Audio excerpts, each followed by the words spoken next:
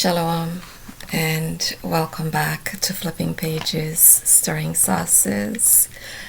Or should I say Shabbat, Shalom, Shabbatah, and Baruch, Pesach, Yesharon. So happy Sabbath, Sabbath family, and Happy New Year, Yesharon. Yes, it is the new year. The new year cannot be in the middle of winter when everything is dead and dying or is asleep. The new year is this time of year, which is springtime. If it's your first time here, welcome. Tawada and gratitude to those of you who have liked, subscribed, shared, and commented. Shout out to my sister Denise and Tawada and gratitude. I know I tell you you're cold, but you have the biggest, warmest heart. And once again, gratitude for all that you do. So we're going to get into it. We're going to get right into it.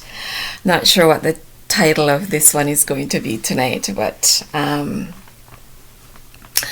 Nestor Robert Marley said, "My belly full, but me hungry now. A hungry man is a angry man." That statement didn't have anything to do with food. It had everything to do with the hunger for knowledge and spiritual growth. He popularized the term emancipate yourself from mental slavery.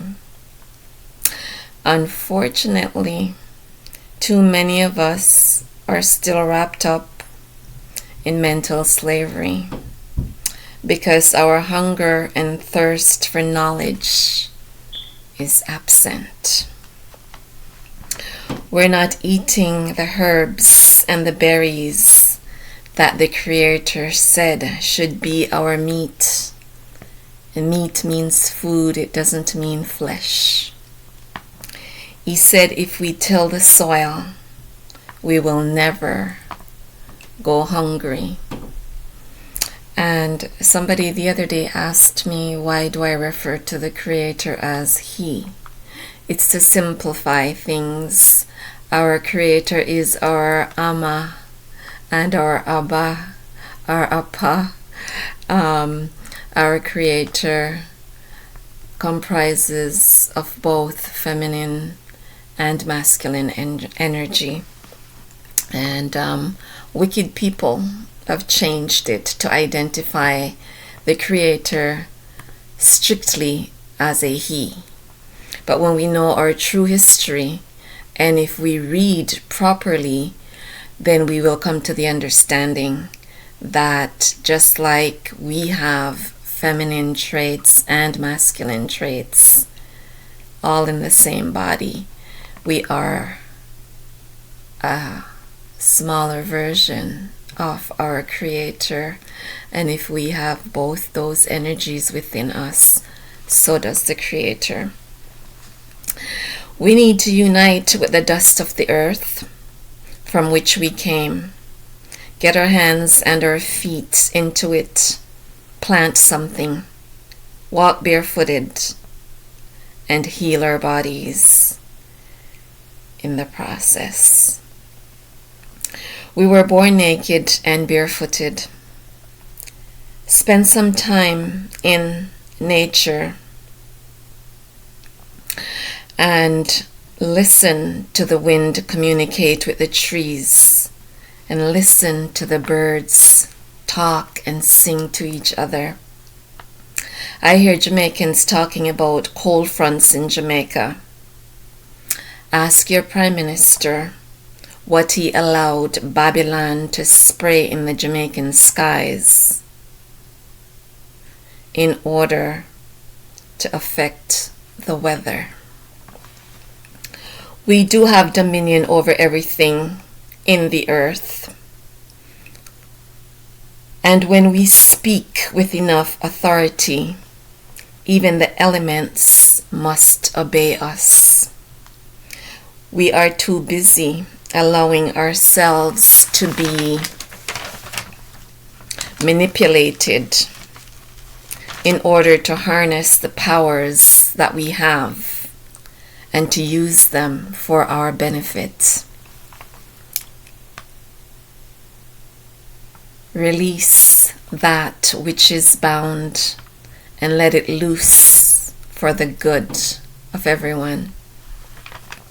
Evil is rampant in our space, and it needs to be bridled in order to equalize the balance. We have the authority and the power to do that, but we are too afraid to harness that power because we're too afraid of what people might say or think. The burning bush spoke to Moses in Exodus 3, verse 1 to 14, or so we've been told. The truth is that it was the energy of the Creator speaking to Moses. The Creator told Moses to take off his shoes because he was standing on holy ground. I do not think the Creator used the word holy. That word needs to be investigated. There's something deeper here. It was a matter of direct connection.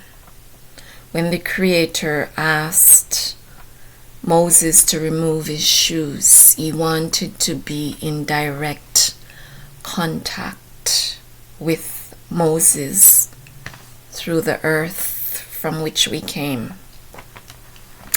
The Creator identified himself to Moses. That is the thing.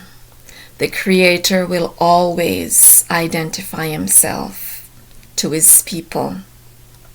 No identity, it is not your Creator speaking to you. Moses didn't look around and say, I hope nobody sees me talking to this bush that is burning but is not being consumed by the fire. No, he said, here I am, or I'm here, or something to that effect, and continue to have a conversation with the Creator because identity was established. That same energy exists today, and it visits us. When it visits, the first thing that is established is identity, because the Creator is our shepherd and we are his sheep, and he knows us and we know him. Instead of looking to the Creator for leadership and guidance, we look to people like Charles and William, who have so many names and identities, they themselves don't even know who they are. And speaking of those two, I said 2 years ago that Charles wouldn't be king, and that if by some spiritual wickedness he did become king, his reign would be very short. I said that William will not be king, and I stand by that. It is time for the Commonwealth to give that thieving, murderous, blood-drinking family the middle finger. Given that their current state of disarray,